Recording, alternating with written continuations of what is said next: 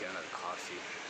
I left off at saying I'm coming here for about 5, 6, maybe 7 years, but I mainly stay in Thailand because I feel safer there. I feel like there's more room for growth, there's less judgment, people are more free, right?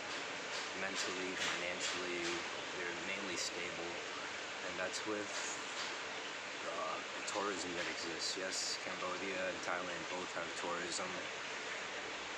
It's before more spiritual people came here because it was peaceful. They came here not necessarily looking for answers, but they found a lot of answers. Because whether you believe in religion, spirituality, God, aliens, whatever, there is one thing at its core that we all can share. I like to find the similarities, okay? Not the lines on the map, not the words in the book. I believe in the magic and the vibrations. So growing up, my grandmother would take me to the temple with her every day when nobody else would watch me. So I spent a lot of time with the monks, a lot of times with the lady monks, the ones that are bald as well, but they wear white. They cook food. Everyone gives to the temples, and not everyone knows why, especially us in America growing up. The temple holds the teachings, it holds the teachers. You don't need to dress up to go to the temple. You don't need money to go. You don't have to give money. Your time, your energy, your thoughts is equivalent to money. So we give to the temple, we give books, we donate things, right? Everyone gives, but not everybody understands why they give. They just believe that they have to. That's why I don't believe in religion as much. Whether Jesus, whether the Buddha, whatever ancient scriptures there are, you don't have to believe it. Jesus said it, the Buddha said it. Don't follow me, don't believe me. I spoke, and that was the creation. My thought was the creation. What they all said was, go internal, find the light, find your nirvana, your bliss, find the end to your suffering. People can see, even if they don't believe in auras and chakras and vibrations, they can see when you're entirely full, when you're at pure bliss, whether you're sitting under a tree, whether you're farming, jogging, writing in your books, doing yoga, anything you're passionate about, when you live with passion, people can see that you're not trying to attain anything. You're not trying to attain praise, a title, money. You're just giving yourself to nature. You're creating art every which way you look, because you see everything as art. You see everything as inspiration. The sound of water is healing. The sound of a flame in your campfire. Nature, frogs, the leaves whistling when you're going on a hike. Right? These are things we can't see. The waves, the sand in your feet when you're at the beach, the wind blowing in your hair when you're driving your car around. That is a healing vibration, healing frequency, whether you believe it or not. Just like this phone has Bluetooth and Wi-Fi, your car radio has a frequency that you channel into. Your TV, YouTube, that has a channel, a program that you choose to program by giving up your time and energy, your money to pay for this SIM card and this data, paying for data to download things into my brain. And I choose to reshare it and teach others to speak English, to speak from the heart, to find their bliss, to forget that money doesn't play a role, time doesn't exist if you don't believe in time. I tell them my age, I'm 33, they say you don't look like it. I said, because I don't believe in it. I believe that when you celebrate a birthday, you're committing to what they tell you. Just like they say you retire at 60, 65, you will die at 70, 80. If you don't believe that, it won't happen to you. You can live to be 100, 120 years old if you just simply use the moon and the stars and start saying, I am this many moons old.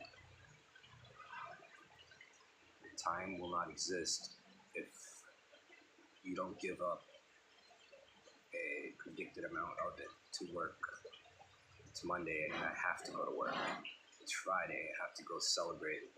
It's the first of the month, I have to pay rent. I have to pay my phone bill. No.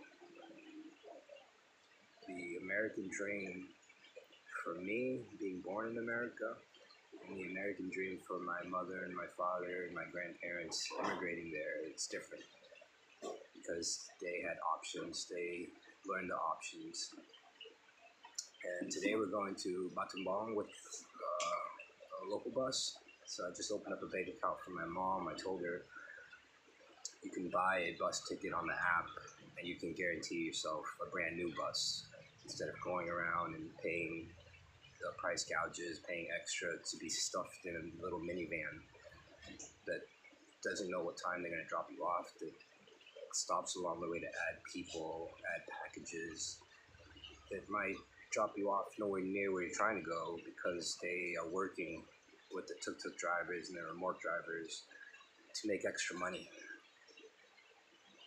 And these tuk-tuk drivers are in on a scheme to pretty much rip people off. Now, this is a third world country where people who come here don't understand, they don't feel safe. But you can't get angry at someone trying to feed your children, someone trying to steal or rob from you, because they know they're accumulating karma. They know that item costs $1, but they want to charge $10, and then they work their way down. They know when they see my face, my beard,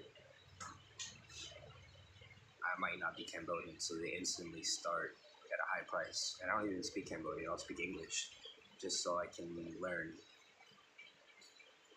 Then when I start speaking Cambodian, I'll ask them the price, and they'll sit there and say, why didn't you speak Cambodian? And I said, I don't like to. I'm scared of Cambodians. Because during the regime, during the war, just wearing glasses, just having long hair, keeping a beard, would make our own people look down on you, discriminate, even kill you, rob you, because there's the division created from society. It says, he's rich, and the farmers, when they're poor enough, they will follow anything. If they're uneducated, they will follow the finger that feeds them and says they stole from you. When the educated just simply had a book, and the book said, the farmers farm rice. Every year, the price of rice changes. Every 3 months, you can record this per quarter. This is what we learn in finances in the West. So if you're able to record this in a book, it would say 1 kilogram of rice on the first quarter of the year is worth $1. Second quarter is $1.50. Towards the end of the year, it might be $3. And they record this and they create a cycle, just like the cycle of the moons and the stars. And after 4 or 5 years, 10 years, the Japanese, the French, English, they all come. Countries colonize. They take over other countries. They go back. After they come scout, they might come back with soldiers. They might come back with traders as pirates. And essentially, the educated steal from the uneducated. Maybe it's fair trade. The uneducated lose every time. Because what happens is they can manipulate the price of rice. They can take your rice and put it on a boat, resell it, transport it, because they're able to do that. Every village has one person, one family that buys up the cows, that buys up the rice, and goes to the big city to sell it. They always have those people that would buy a brand new motorcycle to show off when they can buy a used minivan to travel and buy fish, to buy cheaper seeds, to sell their cows, sell their cucumbers at a higher price. But they're scared. They're scared. They don't fit in Phnom Penh. They're scared they will lose money. And even though it's their own people. But the most fearful thing to be scared of is teaching your children the one path that you choose to make money, the one path that you believe is true. Let's go cut grass. Let's go build a house. You can only cut so much grass and build so many houses before the next generation has only one or two skill sets. I'm blessed that my mother and my father showed me many paths, many opportunities, even if they forced me to get a job, forced me to study. It was for me to learn, but at the end of the day, can choose whether or not I believe it, right? They can speak to me, I can take it in, I can make sense of it my own way. But if it's for a title, for them to show others, then they're stealing from me. The Khmer Rouge, the regime is within all of us. If you can steal, if you can hurt other people, if you can look for anything outside of your body and say you're not already abundant, you're not already blessed, that exists in all of us. That is the suffering, that is the greed. So how do you cure this? What is the antidote? What is the cure to suffering? Because we all suffer. That's what the Buddha asked. That one question, that is what Jesus cured people of. The Messiah, Moses, whoever you want to believe in, they walked around and they gave people the answer to suffering just by being themselves. People in Thai, I met two people today from Poland. That's why I spoke about Poland the other day. Polish people really connected with me when I told them I'm from Cambodia. They'd say Cambodge.